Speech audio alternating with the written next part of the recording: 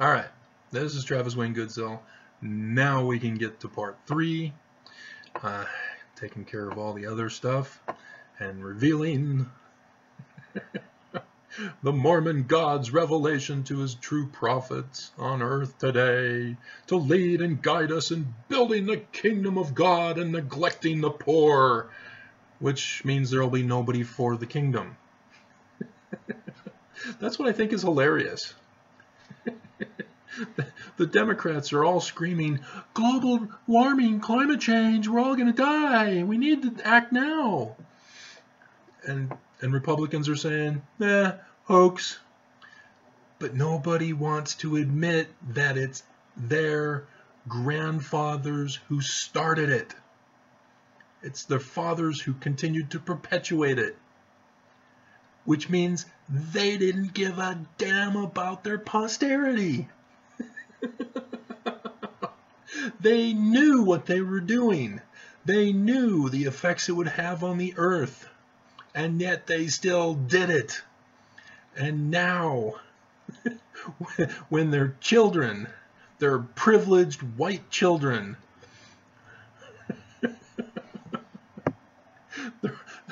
they're all going to die because of their grandkids, their grandfathers.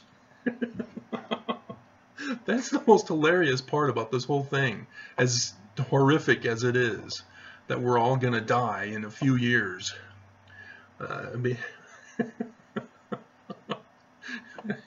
That's unbelievable.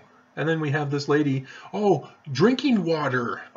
That's the real crisis, not this climate change. It's like, didn't anybody go to school? Are you guys all getting through school with your parents paying for it? Is this the outcome that we have? That those of white privilege are dumb and they're leading our country? Let's go back to grade school, kids. How do you get drinking water? Rain? How do you get rain? Well, oxygen in the air formulates the clouds, causes the rain. Where do they get the oxygen? Plants, vegetation. How does vegetation produce oxygen? From the CO2 of animals?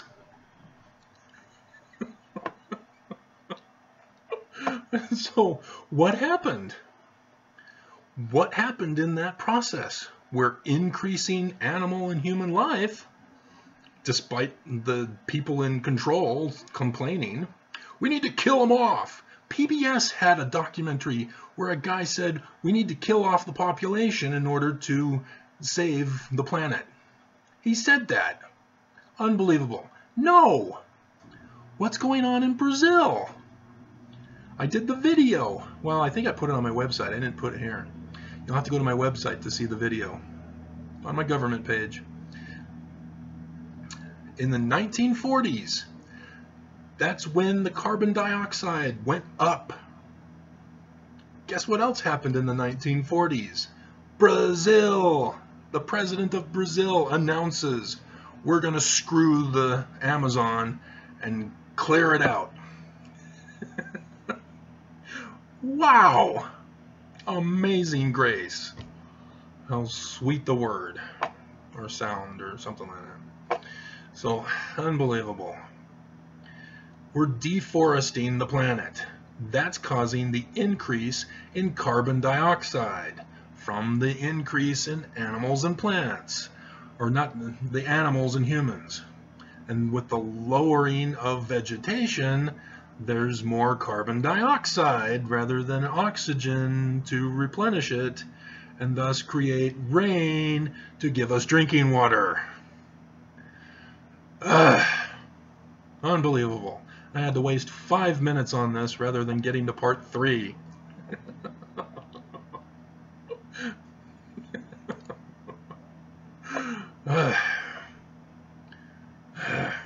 Okay, let's see how the contest is doing. Enter to win. Only 27 views, according to 36 views in 10 hours. And 4 people, 4 members of the church have failed and have now left the church, right? Because you lost the contest, guys. That was the deal. I win, I confess, and stop doing videos on the church. You win, or you lose, and you have to leave the church. That's the deal. That's the contest. You clicked on the video. You agreed to the contest. It's signed in blood. You now have to leave. You know who you are, you 4 Mormons. You must leave. And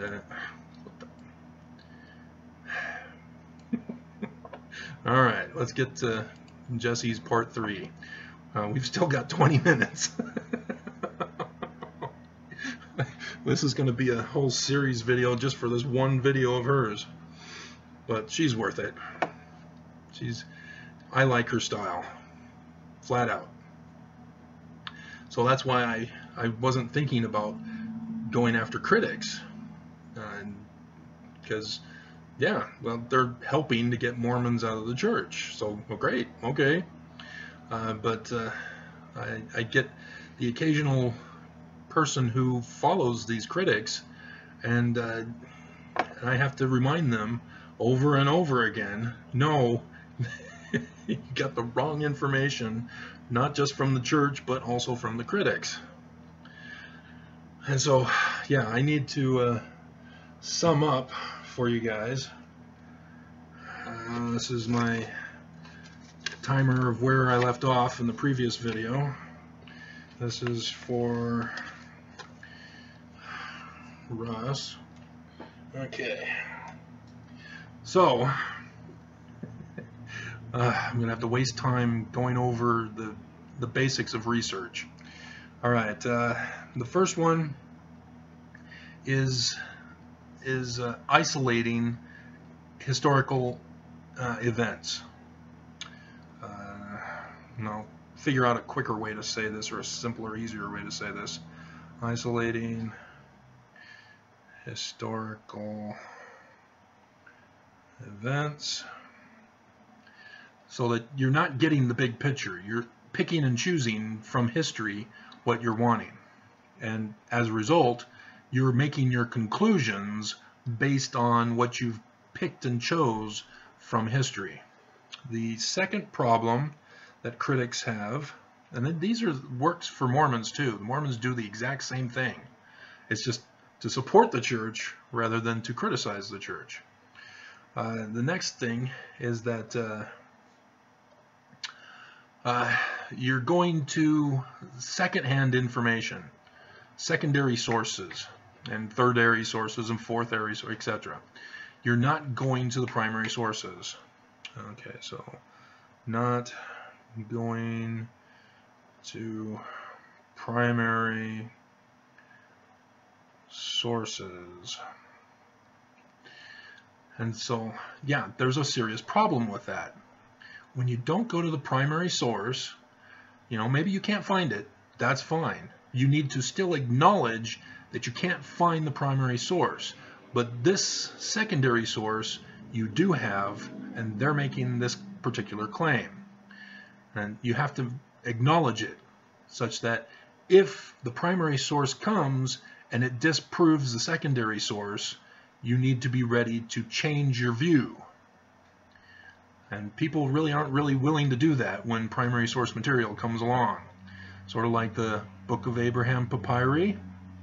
Mormons weren't willing to change their view, and then they weren't willing to change their view of the change of view. I won't get into that. I've done the video on it. Videos. Okay, and then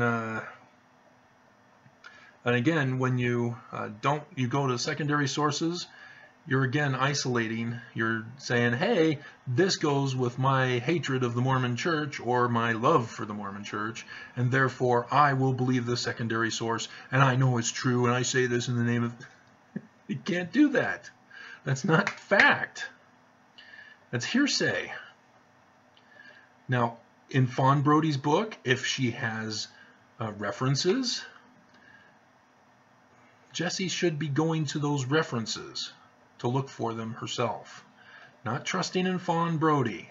This is not the doctrine of Fawn Brody that we want to trust in. You need to find her source material. And she says there's a page from Fawn Brody's book, No Man Knows My History, but I don't hear a reference from Jessie. Now, I have the book. I could look it up real quick and figure it out, but I'm not going to waste more time than I'm already wasting. And so, yeah, that's another thing. That's mainly it, I think. It covers a wide range. Oh, well, sort of goes along with isolating historical events. When you talk about Freemasonry, everybody sums it up into one great whole, as if they're all the same. No, there are different sects of Freemasonry. There's the Grand Lodge, and she acknowledges the Grand Lodge, but she doesn't acknowledge the Scottish Rites Lodge. She just assumes that Heber C. Kimball, when she quotes him, is from the same Freemasonry of Smith Sr. No. Kimball, Scottish Rites. Smith Sr., Grand Lodge. That is key. And if you generalize, we'll call that generalizing rather than isolating historical events. Generalizing historical events.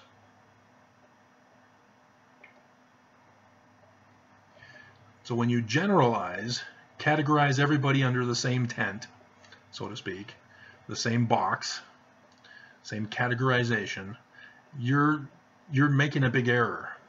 You're not understanding the big picture. It's just like assuming that the Mormons are the legitimate ones from Joseph Smith and that everybody is therefore associated with Joseph Smith's church and thus the same organization. No, even the Brighamite Church will say, no, we do not recognize the FLDS Church. When the courts of Utah said, hey, church, do you want to take these lost boys in? No. We're not taking care of those guys. Those are apostates. We disown them.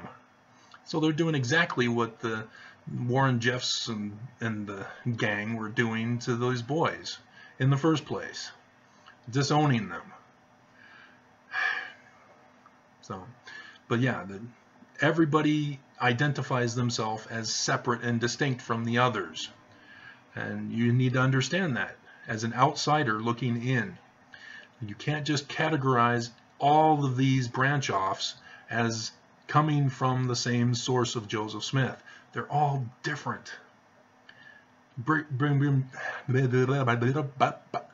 Young created a whole new church, but used Joseph Smith to do it in order to fool the people. Because he can't just start his own church. That ain't going to work. Everybody's going to say, hey, no, I like Joseph Smith. He was cool, man. I'm going to stick with him. I'm going to go back to Emma. No, he has to say, I have authority. I got it from Joseph Smith. I'm sticking with Joseph Smith. And there's some things that he couldn't, like racism, but polygamy and Freemasonry, yes, he can blame Joseph Smith all he wants because it's all secret. And so, yeah, there may be more, and I'll write them down as I come across them so I can summarize these in future videos at the beginning of the video and not waste so much time explaining them. Okay. All right. So, now that we're 15 minutes in, let's continue on with Jessie and her wise words of wisdom. This involves special rituals and ceremonies which were performed for the purpose of obtaining buried treasure thought to be guarded by evil spirits. Joseph? Yeah, no. Again, yes, that was the tradition and culture of the period, and yes, the Smiths used it for money-making purposes. Remember, Smith Sr. was struggling financially. He married a rich woman with a rich dowry, but he squandered it. Bad business deals. And part of that was because of the volcano in the Philippines that blew and then caused the winter summer that destroyed his crop that he was trying to grow and sell. So yeah, that God doesn't like him. And so yeah, he was struggling for work and thus going from place to place wherever work would take him. In Vermont, he was a part of the New Israelites with the divining rods. Remember that? And that was all for money. That had nothing to do with magical powers. Hail Satan, full of grace, we worship thee. In the name of the virgin daughter we sacrifice this day. No, none of that.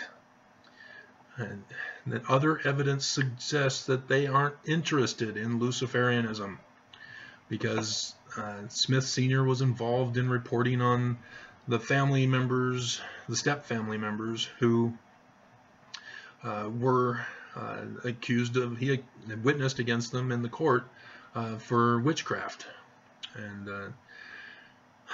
And so, yeah, he's not a Satanist. They're not Satanists. Don't generalize. See, that's the generalization. Freemasonry, Satanism, same thing. No. No. No. Satanists may have tried to influence Freemasonry, but they're separate. Okay, so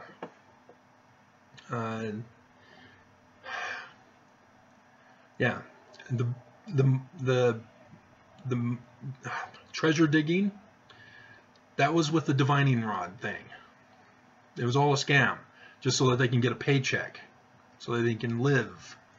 And they struggled to live. Joseph Smith even says it in his history in the canon of Scripture for the church, that you know, he struggled financially, and so he didn't understand why the big names of the day were attacking him.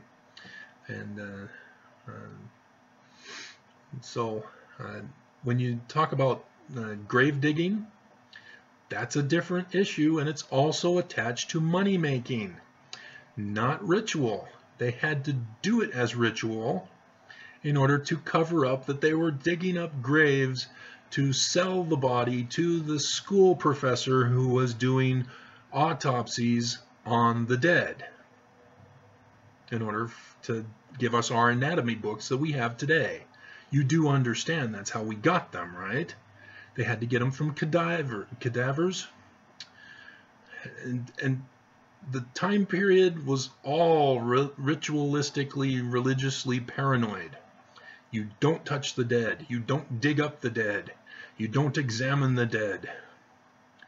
There's an awesome movie about that thing, but also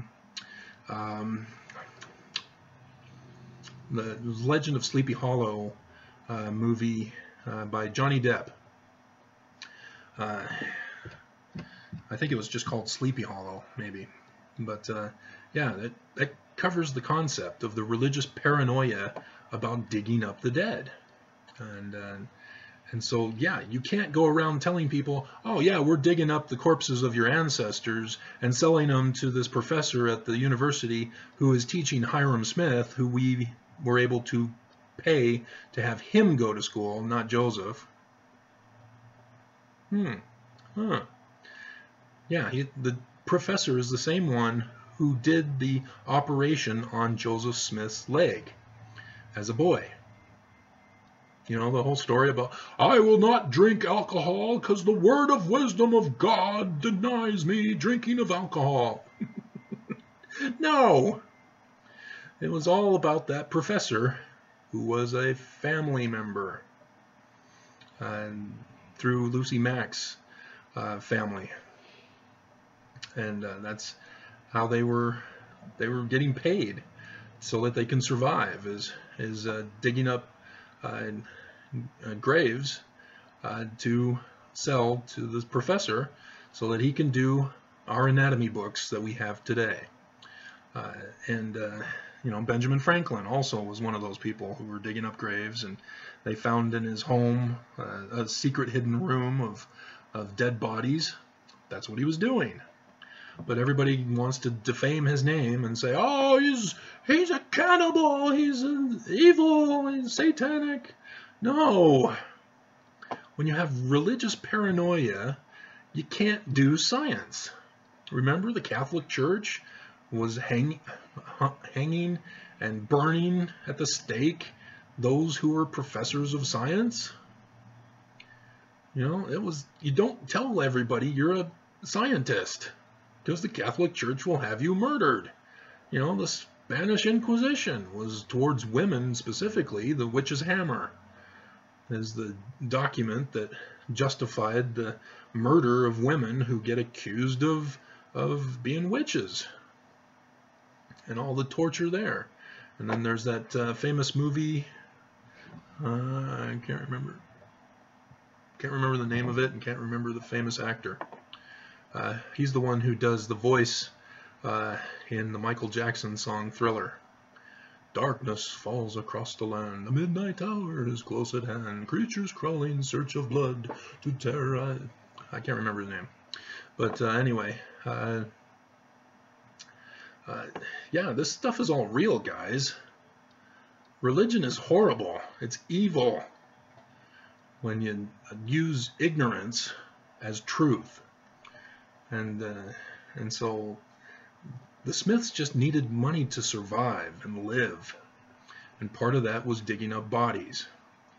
And so, yeah, when the Smith's son died, Alvin, I think it was, that was a different scenario. People think, oh, they were doing a ritual spell over his grave. No.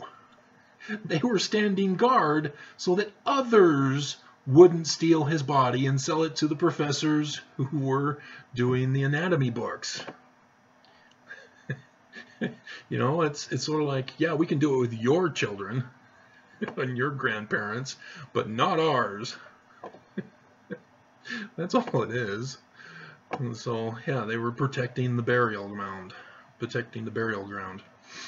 And so, yeah, just because it's in the culture doesn't mean you can generalize everybody is in on it. You got to look at the whole picture and see other evidence that either confirms or denies this situation. So, yes, D. Michael Quinn is right. This was the occult nature of society back then. And yes, the Smiths played a part in it. They had the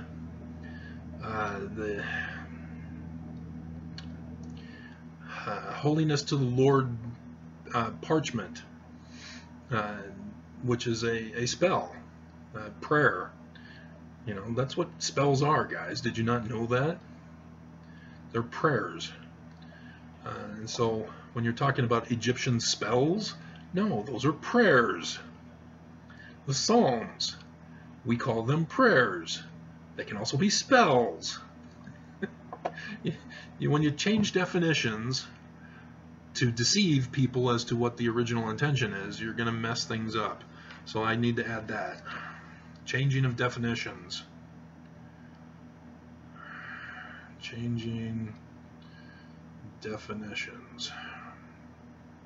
Because especially when you take our society, which is centuries after the events of this time period, the words didn't mean the same. We can just take the word gay, for example. I think it was around the 1950s, 1960s, when gay started to emerge with a different meaning. It may be earlier than that. I don't know exactly. I'm not going to Google search it. But, yeah, understand. If the current culture is defining a word a certain way, You cannot apply our current definition to the past. We make this mistake in religious words. Catholic Church is horrible with it. They've messed up the definitions of all sorts of scriptural words. I'll just give you one example. Repentance. Mistranslated, the wrong word. So, yeah, understand that. So, yes, on the outside, generalizing it, oh, they were digging up graves and doing spells and witchcraft. Yeah, that would be horrible, wouldn't it? But there's no evidence of it. So don't just assume that's the case just because of one person, a secondary source, D. Michael Quinn, who was a church history professor at BYU, who got excommunicated because he brought some of this stuff out. And the church said, no, you can't do that. You're excommunicated. You're fired. You're out. So, understand. You got to understand these basic concepts of doing research. Okay. Would place this small special rock called a seer stone in his hat, pull the hat up to his face. See again, she's falling victim to the church's lie about the lie of the cover-up. Martin Harris said rocks in a hat, not rock. The church is deceiving you guys. The church has come out and said, yes, a rock, and here's the picture. It's a nice, beautiful, polished rock. Other sources have two different rocks, and they don't look nothing like the polished rock of the church.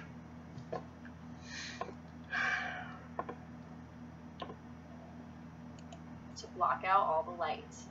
By doing this, he claimed he could see supernaturally and would help those who were digging. Again, the rock thing was a scam.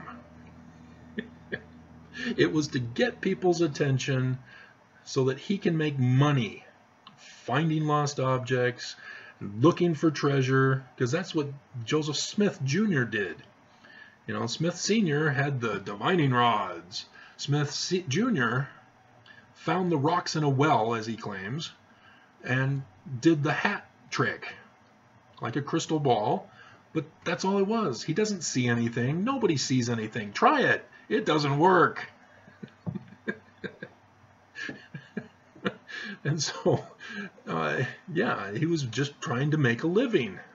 And people were dumb enough to say, hey, we'll hire you as we go digging, and you tell us where to dig. And so, I understand that, yes, Joseph Smith was arrested for looking in a hat. And that the court fine, the court documents show it. You know, seer gazing. And it was like $1 something as his fine. It's a misdemeanor charge. And that was the year. That was March of 1826. And then September 1826, when Joseph Smith claims that he was supposed to be visiting the angel Moroni, which was actually Nephi, until Joseph Smith died. And then the Brigham Youngites changed the name to Moroni. And, yeah, understand the big picture, guys. And so, yeah. And even still, you may think, but how are you, you're not defending the church, but yet you're not defending critics, and yet I don't understand. Are you for or against Joseph Smith? Understand, I haven't given you the full picture yet. We're just going piece by piece here. All right, let's see. We're at 30 minutes already. Let's try to see if we can get through without needing any more commentary. By locating the place where the treasure was buried and observing the spirits that were guarding it. Joseph Jr. See, she gives us that look, and it's adorable. I love that look. But she's falling prey to that thing of, oh, I want to believe this, Oh, I knew that Joseph Smith was bad. Can't do that. No. The whole thing with the plates, they had to have a cover story. You can't go around telling people what the people just burned down all the Freemasonic temples for. You can't do that. So, yeah. Himself admitted to being a money digger, though he said it was never very profitable for him. Look this up in History of the Church. Because he couldn't do it. It doesn't work. It only works for water with the iron rods. Volume 3, page 29. He and his father's money digging continued well into the 1820s. Good, she brought in Joseph Smith Sr. 1826, because on March 20th of that year, Joseph was arrested. And he was brought before the judge, and he was charged with being a glass looker and a disorderly person. The laws at that time had this thing called the Vagrant Act, and it defined a disorderly person as one who pretended to have a skill in the areas of palmistry, telling fortunes or discovering where lost goods might be found. And according to the records, he was found guilty by Justice Neely. He was guilty, but he didn't administer any penalty for the crime. Yeah, I did. I think this is possibly because it was Joseph's first offense. No, he was fined but $1.30 something because it was a misdemeanor offense. Money digging stuff, he still kept his seer stone. I'm going to look right now to see if we can find the picture online. And we'll use that as the cover instead of another beautiful picture of Jessie. Alright, let's see. Joseph Smith arrested for glass looking. Oh, yep, there it is. Good. We'll save that image and we'll use that. Okay. Yeah, Joseph Smith. And $268. That's what the fee is, because it's a misdemeanor charge. It's not a felony. That's why there was no punishment. He'd already served time in jail, because they don't do bond. An excessive thing. Okay, so I'll put that as the cover photo. Alrighty, so let's stop there, I guess. We're gonna do volume 600 billion. Okay, so let's see, 650. All right. Okay. I will be back with part 4 after this part 3.